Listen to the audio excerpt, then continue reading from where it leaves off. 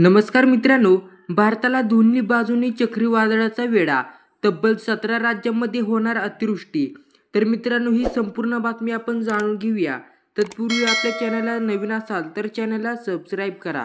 भारतीय हवामानशास्त्र विभाग IMDने अर्थात सध्या देशाच्या सागरी सीमांवर लक्ष ठेवत देशातील अनेक राज्यांना सतर्कतेचा इशारा देण्यात आला आहे। अरबी समुद्रासह बंगालच्या उपसागरामध्ये देखील चक्रीवादळ तयार झालं असून आता या घोंघवणाऱ्या वादळामुळे देशातील बऱ्याच राज्यात अतिवृष्टीचा इशारा देण्यात आलेला आहे।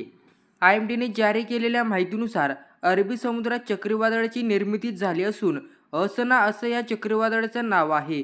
दरम्यान या वादळाचा भारतीय किनारपट्टीला थेट धोका नसला तरीही त्याचे अप्रत्यक्ष परिणाम मात्र इथे दिसणार आहेत।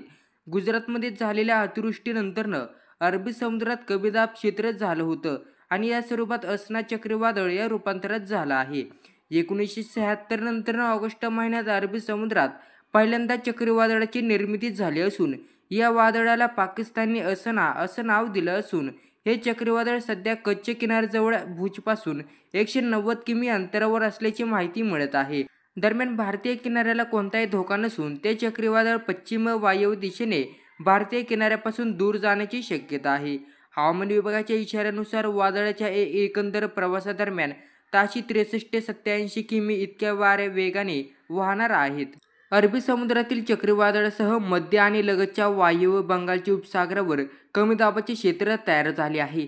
या हवामान प्रणालीच्या प्रभावामुळे पश्चिम बंगाल, ओडिशा किनारी, आंध्र प्रदेश, तेलंगणा आणि छत्तीसगडमध्ये पुढील 2 ते 3 दिवस मुसळधार ते अतिमुसळधार पावसाची शक्यता आहे।